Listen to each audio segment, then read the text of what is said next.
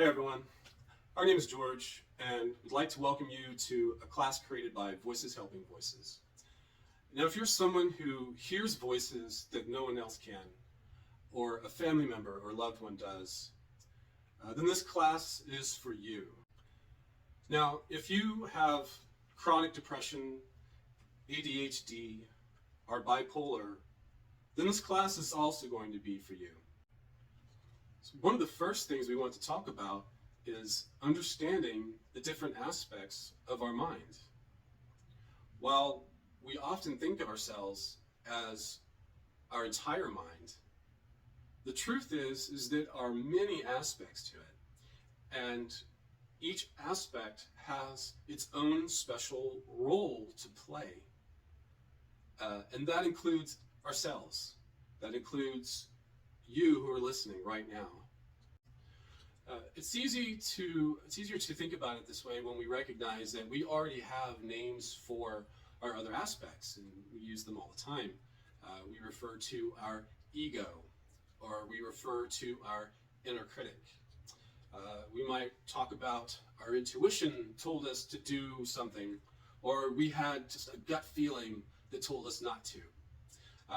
And other times we talk about going against our better judgment. Now, these are clear indications that we are regarding a part of our mind as separate from who we really are. But we tend to just gloss over or not really think about what we're doing. Now, it's maybe helpful to think about how the ancient Greeks regarded different aspects of our mind, because they called them muses. And I'm sure you've heard the name. In fact,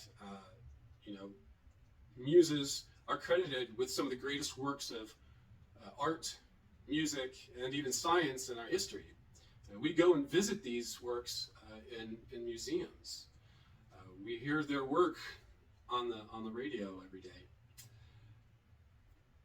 Now, so our goal here is to help you have a greater awareness of the other aspects of your mind, to really pay attention to what's going on, because this is really the key to understanding and being able to help yourself when it comes to overcoming the challenges that you're having. One of the biggest things to understand is that our human mind, our brain, its intelligence, its potential is so great that what we find happening is individual aspects of our mind can and do become self-aware. And you may not even be aware of it. So what we're going to do next is we're going to read a chapter from a book that we wrote back in 2018, Our Voices Within, The Reflections of a Muse. We're going to read the first chapter of that book so that you can kind of get an idea of what it means when an aspect becomes self-aware. Imagine for a moment that you're conscious in your own body. You're able to receive images from your eyes and listen to the sounds that are coming in from your ears. Scents from the world are blowing free on the wind as you feel it brushing against your skin, and it brings a faint taste of the world around you. Next, you hear the voice of your body. You feel the low vibrations that it creates as you come to the realization that you did not speak those words, nor can you control the actions of the body itself. Inside of your own mind, you can hear the person that did create that voice speaking to themselves. You try to call out to them, but they ignore you. It mostly appears that they can't even hear you. So you raise your voice louder and louder, and then finally, it appears that they have heard you. But instead of speaking, they shake their head and return to their activities. Still, you take enough encouragement to continue with your efforts. You're growing more convinced with the passage of time that they are hearing you, and you are rewarded. as increasingly you can see evidence of your successful communication, that reward turns sour. They begin an active search in the physical world. You can see that they believe your presence must be somewhere outside rather than inside of your own mind. Every day you attempt to reach out to them and explain, but it is easy to see that they are becoming visibly agitated over your efforts. They become paranoid in their behavior.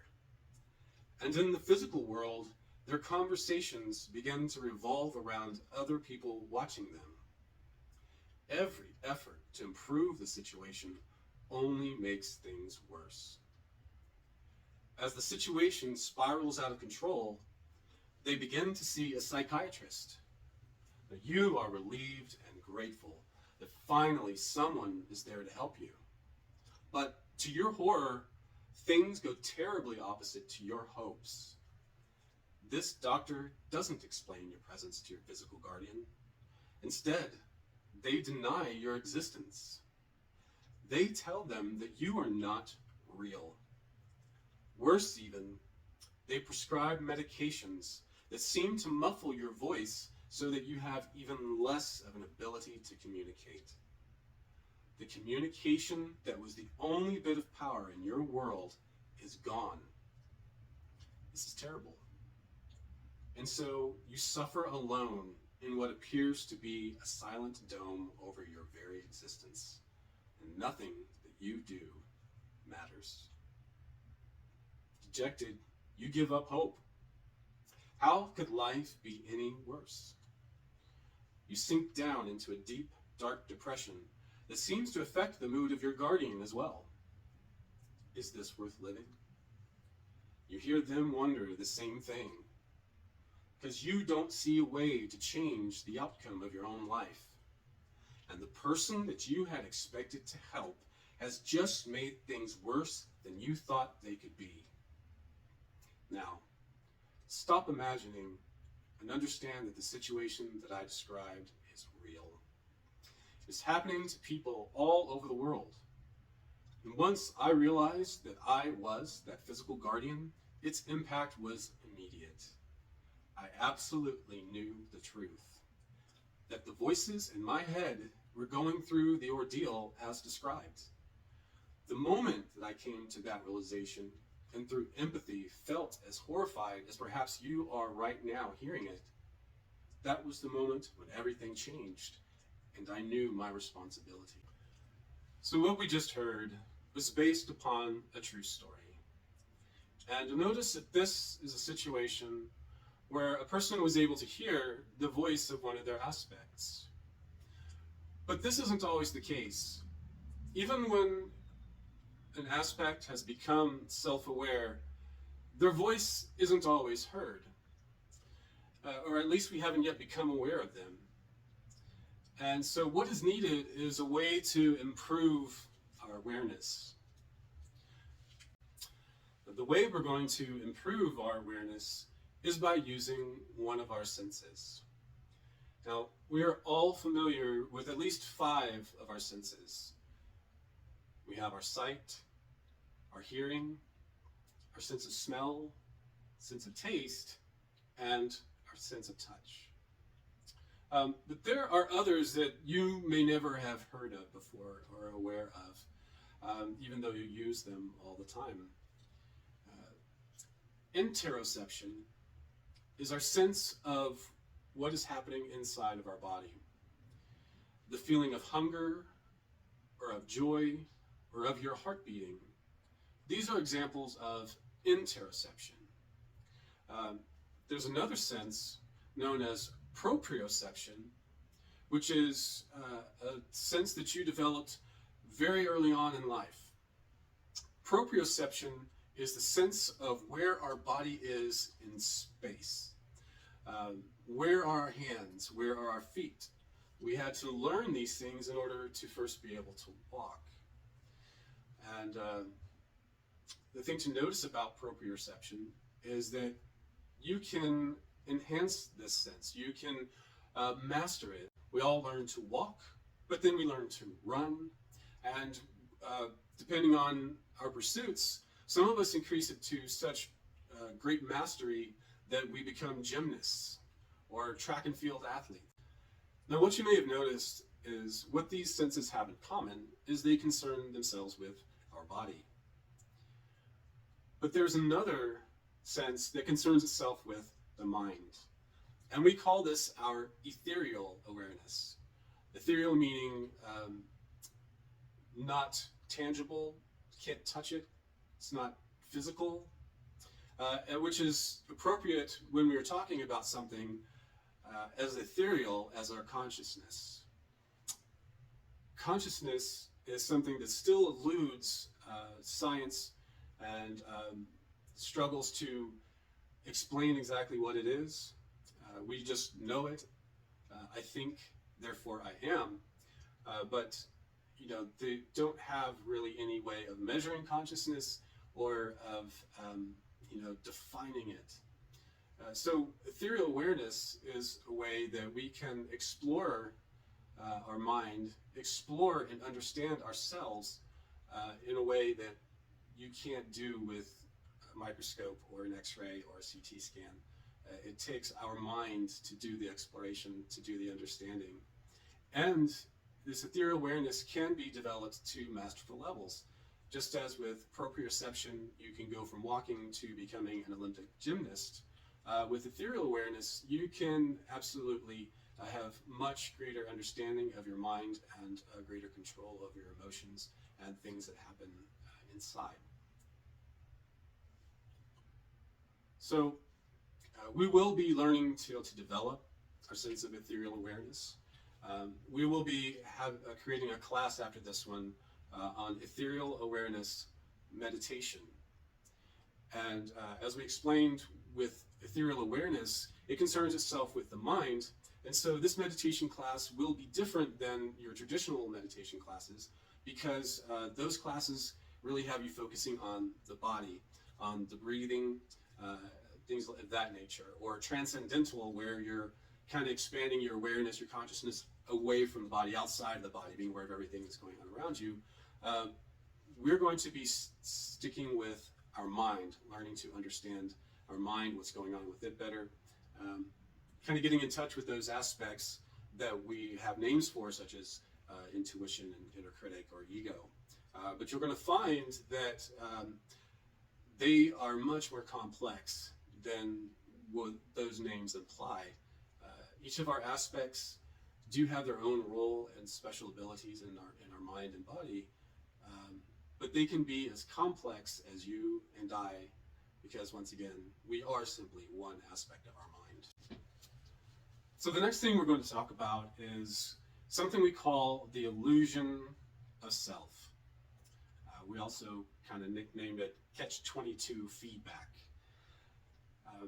So what the illusion of self is the mechanism of our minds that keep us believing that we are the entirety of our mind, that there is only one aspect here in this mind and body, and that is us. And this illusion is very beneficial. It unifies our perception. It gives us the feeling of being a seamless consciousness. If you've ever tried to work with a group of people or a team of people, you can understand how if you could suddenly unify this group of people into one cohesive unit that doesn't have the group dynamics, it can make it much easier to get a task done. What this illusion does is allows us to utilize the special roles and abilities that each of our aspects have, and it allows each of our aspects to share ideas, emotions, and even memories without realizing that there's any sharing going on at all. We have no idea that we are actually working as a team, and this could be a very good thing.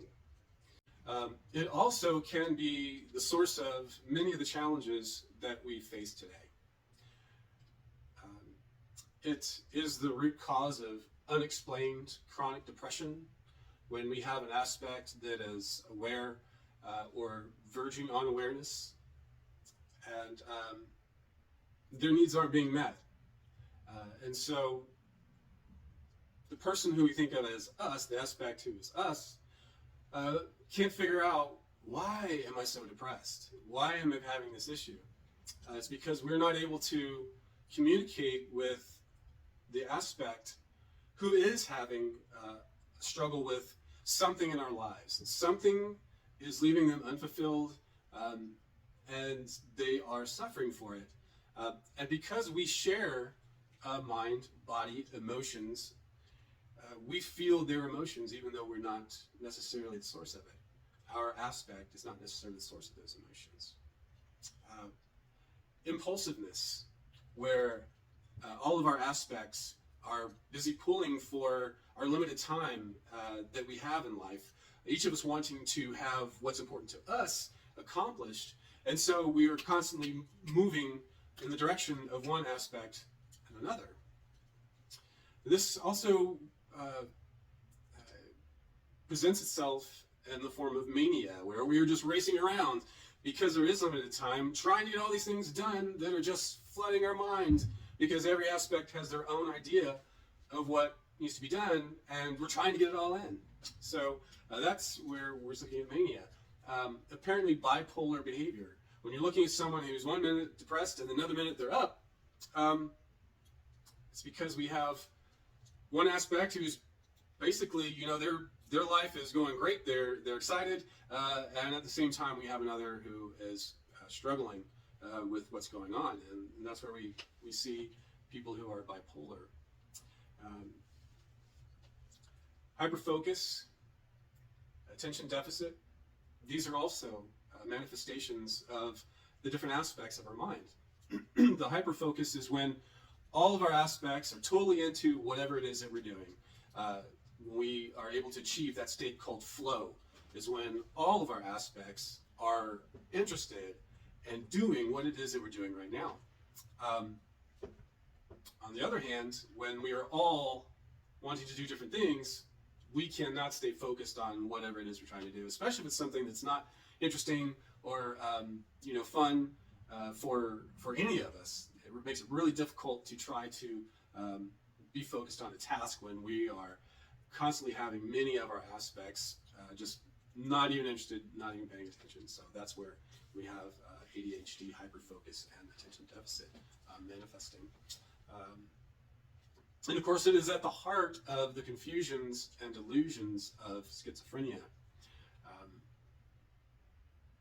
Overcoming the illusion of the single and solitary self is the key to overcoming that condition and leaving it behind. It was our key was understanding that there are multiple aspects in the human mind, and that they are all each capable of becoming self-aware. And confusions and delusions arise when we don't know. We talked about sharing that space where we have ideas, emotions, memories, all coming together, shared.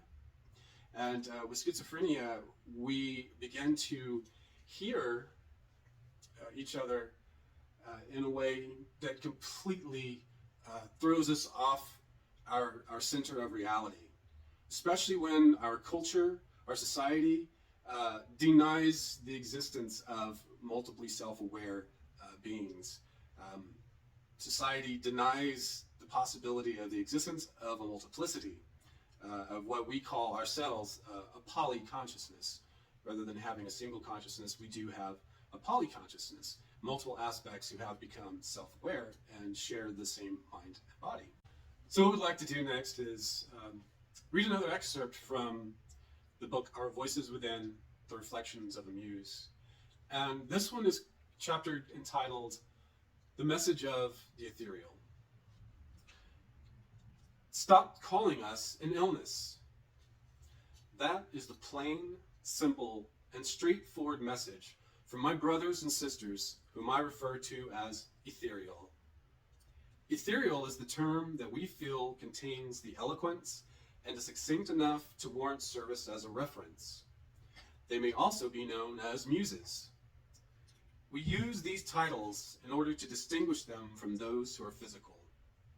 We also use these terms in order to shape the conversation in a more positive manner.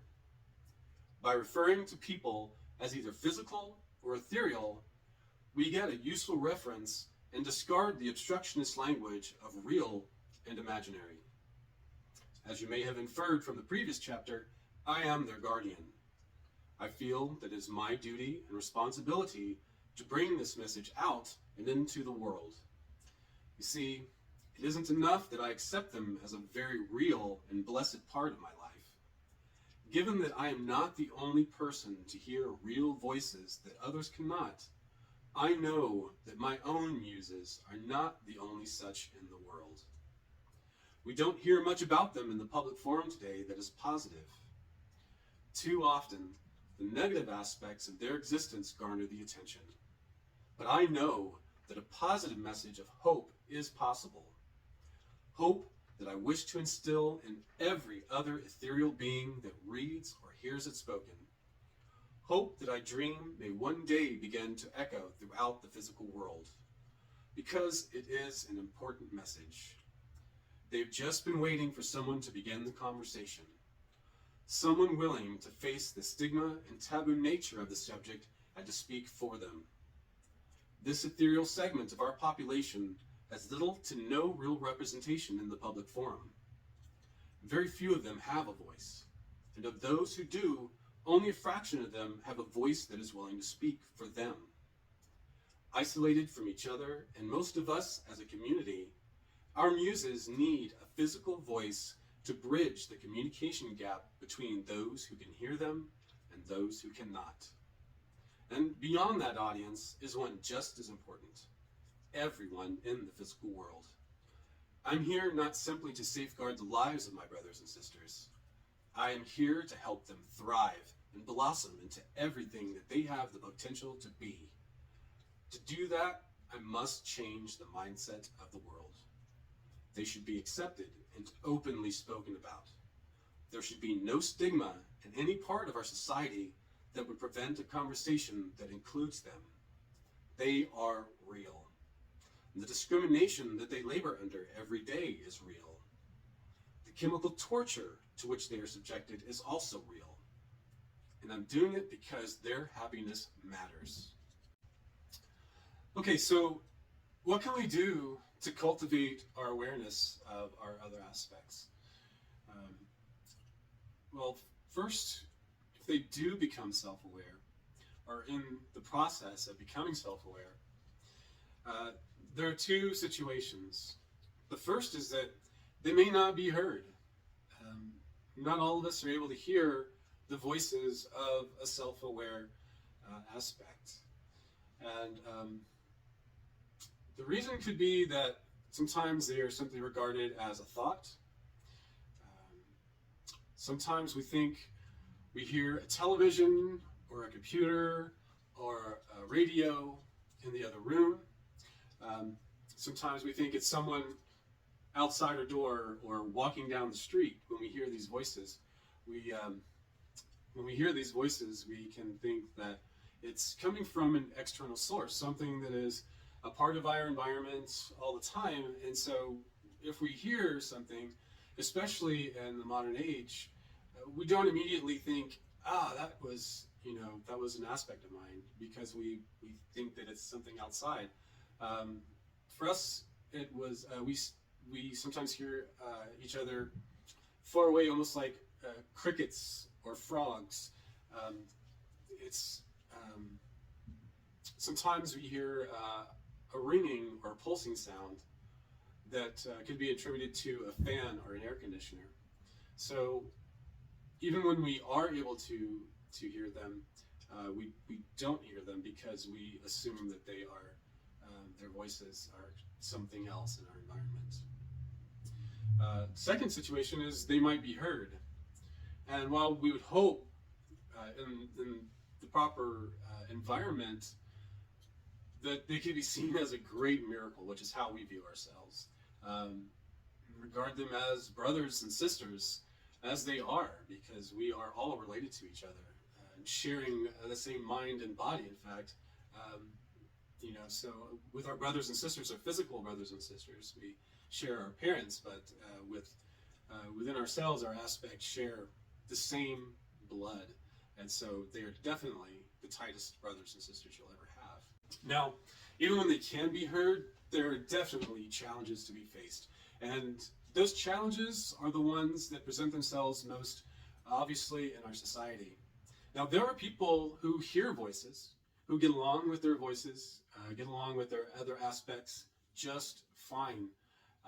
They've managed to find a way to understand and relate to one another so that they don't have challenges. But often there are confusion and delusion. Now, even when you begin to accept them as real, as you begin to overcome the illusion of self, they can be rejected over a sense of a loss of privacy. Suddenly, a person who had felt that they are the only aspect in their mind suddenly feel like they're having to share every moment of their lives with another. It can be very jarring, especially when you are going to the bathroom or engaged in sex with another person, and suddenly you're sharing this experience in the mind with another aspect who you maybe don't feel that you know yet. This can definitely be a situation that can be very difficult to handle. It's like sharing a living space when you've always had a room to yourself, and suddenly your brother gets or sister gets put in the same room with you. Um, you know, Another thing is a sense of helplessness over the situation. When this happens, no one involved has a choice in the matter. Becoming self-aware is something that simply happens. And so the sense of helplessness and not being able to do anything about these confusions and delusions, not being able to understand what's happening, especially when society or the medical system today tells you that voices aren't real, it just really creates a situation that makes you feel helpless. That cultural denial just exacerbates the situation. The cultural denial means our society and the medical system itself really complicating the situation. What begins to happen with these confusions and delusions too, not understanding that you do have aspects that can become self-aware, is that we begin to become prone to conspiracy theories. We try to explain it. Doctors say it's not real, but we definitely know something is going on. I can hear this. It's happening. And so people begin to think they were kidnapped by aliens, and now they can hear the aliens beaming ideas into their minds, or mind control by the government. They sometimes believe that a chip has been implanted into them that is causing them to hear these voices.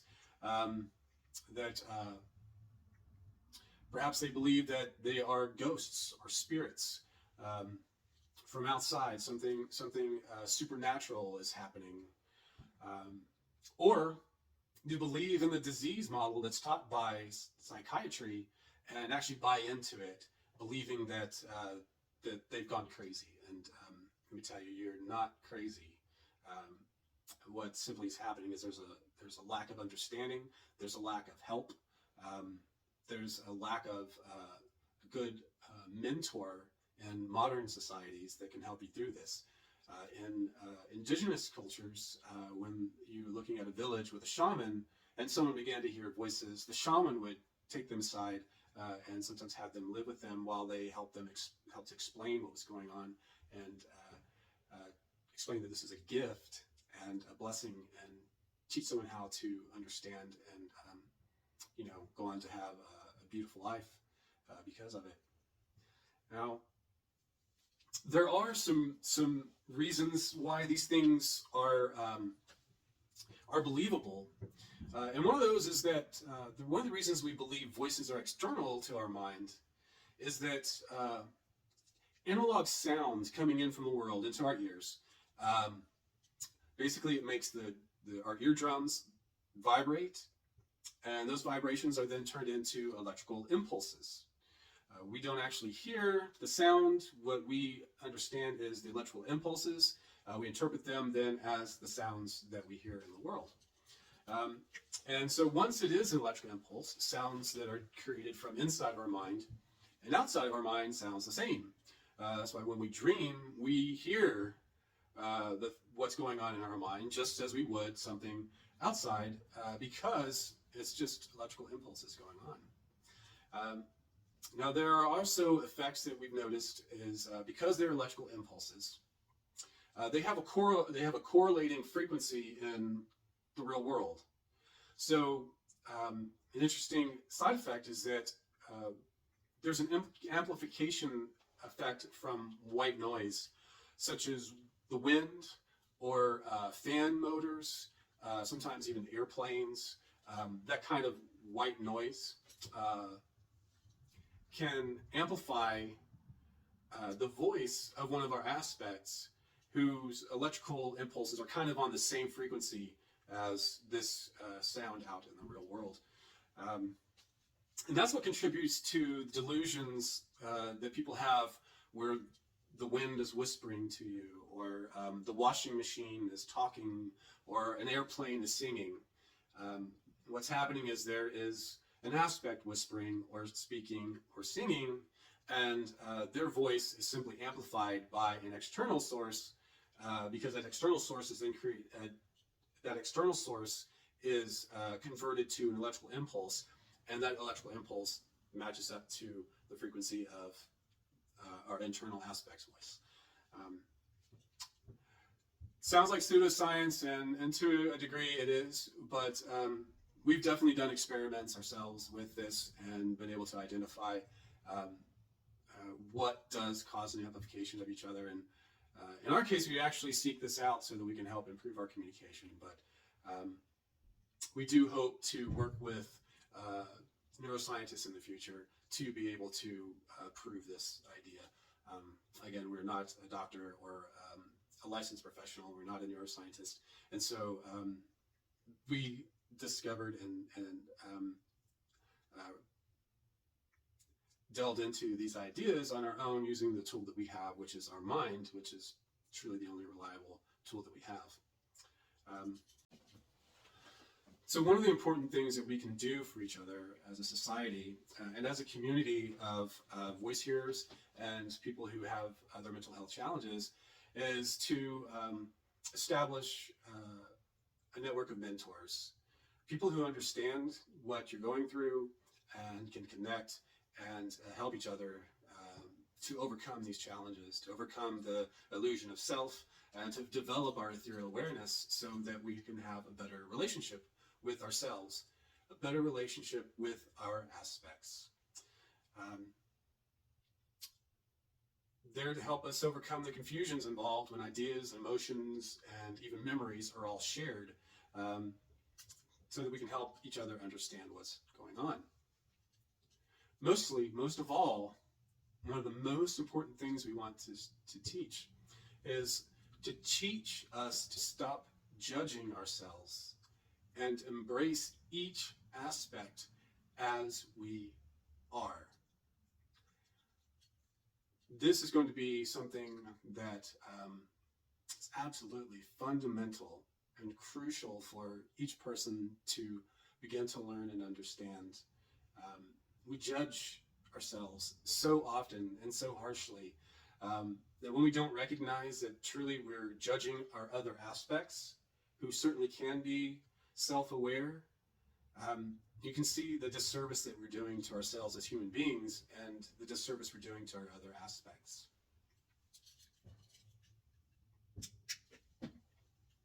So, as a polyconsciousness, what do we do when we do hear voices? First is learn how to take care of each other. And that means establishing a loving relationship. Whatever situations you're going through today, knowing that love really is the simple answer, I hope that I can convince you to forgive and forget what you've experienced so far. These confusions and delusions that a person has gone through can lead us to believe that other aspects of our mind and body were responsible for doing some things that often they did not do, or what they were doing has been completely misunderstood, or understanding that you've been going through something similar. You can probably understand where frustrations and fear and confusion influenced the way you behaved with each other. And so it is so important that love take the stage, that love be what's at the forefront of how you treat one another. Secondly, is to begin to recognize our own impact on our other aspects. So you probably are looking at this as how it's impacted you, how it's impacted yourself as an aspect. But when you really start to look at what's going on, you'll understand that you have had a great impact, a massive impact on your other aspects. That could be from the things that you said to yourself. If we're going around saying, man, I suck, or worse, doing it in third person or second person where you're telling yourself, man, you suck, or you're never going to be anything, you're the biggest loser. Well, when you're speaking to yourself that way, your aspects hear a voice in their mind telling them that they suck or that they are such a loser. Even though you're telling yourself, because you're using the word you, it's being taken by others to mean them. And that's major, because you probably have heard the same thing if you guys are of a similar mind, where you are each being down on yourself. You each follow this pattern. When you begin to hear each other's voices, it sounds like someone's telling you that you are the problem, and that's often not what's going on at all. Ideas, when we begin fixating on ideas such as suicidal ideation, this is something that we're putting our other aspects through. They're having to listen and deal with that kind of ideation coming from one of their other aspects, one of their ethereal brothers and sisters. That's major. And we not only hear each other, we actually can see the images that we create in our mind. We can see the memories. We generate memories, whether it's something that did happen to us in our past, it was terrible, and we keep reliving that memory by playing it over and over again. Well, all of our aspects are each suffering along with us, going through that memory of when that person said something terrible to us, or when we were abused, or something happened to us, and we keep going through that memory. We are forcing our other aspects to go through it with us. And then, of course, we talked about shared space, those ideas and memories, but they also share emotions. So when we start holding on to these emotions that are negative, grief, sadness, depression, and we won't let go of it, our other aspects have to experience that emotion as well. And when you think about how many aspects we have, I don't want to go into how many that you can have, because there is no standard number. We all have our own aspects. When there are that many of us, when there are multiple aspects, all sharing those emotions, you can see how we began to spiral into this negative energy vortex from our speech, our negative speech to ourselves, the ideas that we have and fixate upon, our images that we create in our mind, the memories that we have. And some of those memories may just be a violent movie that we watched, or a drama that we saw on TV, and we're playing back the dialogue that these characters were given to each other. And then we start taking it, our other aspects start taking it as being to them, or they hear this negative talk. And so it really creates a major impact on every aspect when any individual aspect is experiencing or creating these emotions and ideas and memories. Um, so even when we begin to believe that, hey, I heard that negative voice, I wanted to take a moment to talk about understanding our negative voices because it's very important. It's very important to understand that often when you hear this, you simply don't understand the context behind those negative voices. And I just wanted to talk about them, and we kind of did already. But we'll start off with, first of all, as we become self-aware, self-awareness can happen at different times in our human lifetime. And our young awarenesses, new awarenesses, inexperienced, can be young and confused, not as mature as perhaps you are as an aspect or some of our other aspects. And so we have to understand that their youth alone makes things more difficult. When they become self-aware and especially in an already mature mind and body, it can really make things tough because as an adult, we are dealing with adult situations. We are watching adult movies. We are interacting with other adults and the complexities of emotions, behaviors that goes along with that. And so just being a young awareness really can make things really, really tough. Another is, we talked about some aspects control the body or have an influence over what we do physically, but some don't. And so when they are being ignored, they can feel like they have no influence over what's happening in their lives. And you know what can happen with people who are being ignored, especially if it's something you're being ignored about something that is dramatically impacting your life. Being ignored can cause quite a negative response. Now, we talked about having a low self-esteem. The low self-esteem of any consciousness in the body, even if we ourselves have a higher self-esteem because of all our great accomplishments, we can still have aspects who don't feel fulfilled no matter what we've done, no matter what the human body has done, our whole selves has done. No matter what we as humans have accomplished in our life, not every aspect is going to feel fulfilled by what we've accomplished. And so they may have a very low self-esteem, especially if they're young, being ignored and don't have really in control over what happens in their lives. They can have a very low self-esteem. We talked about our own negative expectations and self-talk. When we talk down to ourselves, other aspects hear us as if we were talking to them. Same thing with those aspects. They can be talking down to themselves, and we take it as them talking to us. We talked about memories and television shows being played back. You remembering a television show you heard.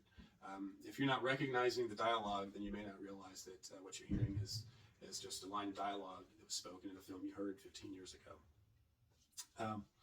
And then finally, role play, imaginary conversations. This is a big deal because this is when we start hearing voices that sound like our mother or our husband or our daughter. Start hearing voices that sound like someone that we know. And this is because as humans, we are often trying to predict what happens as a result of our actions. That includes conversations that we have. And so we may hear imaginary conversations. Let's say as a child, if you wanted to get a cookie from your mother, you may go to your mother and ask her for one. Where if you say, well, Mama, have a cookie, she may say no. Whereas if you say, hey, Mom, I did my homework and cleaned my room, can I have a cookie? She's much more likely to say yes. So that is just one example of a role play or an imaginary conversation, but they can also take much more negative turns where you're imagining a conversation that you're going to have, and it's not going to be a pleasant one. And so you begin hearing that role play, that conversation, way before it ever happens. And so this is another source of negative voices you hear, particularly when you hear voices that sound like people you know or are close to you, such as your family. So to wrap up, the way we help each other, how we help each other as aspects who hear voices or don't yet hear voices, is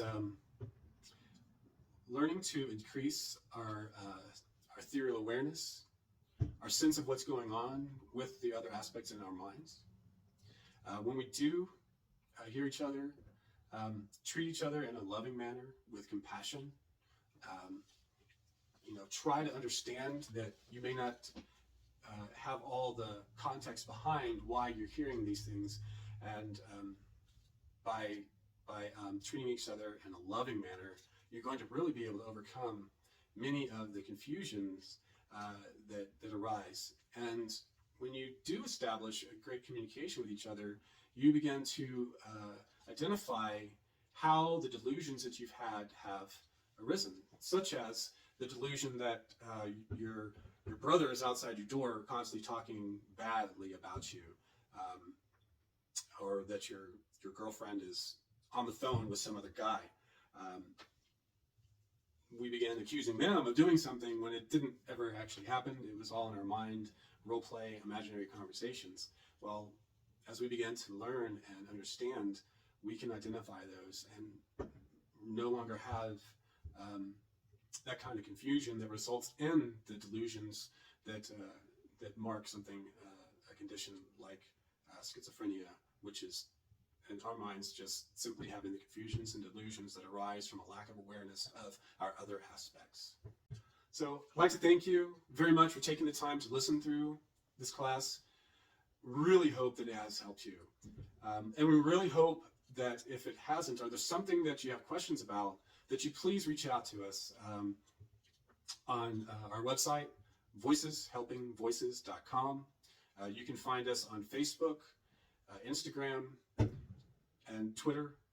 So please look us up, give us, reach out on the platform you found this video, or on our website, or you can contact us at voiceshelpingvoices@hotmail.com or voiceshelpingvoices@gmail.com. Please reach out.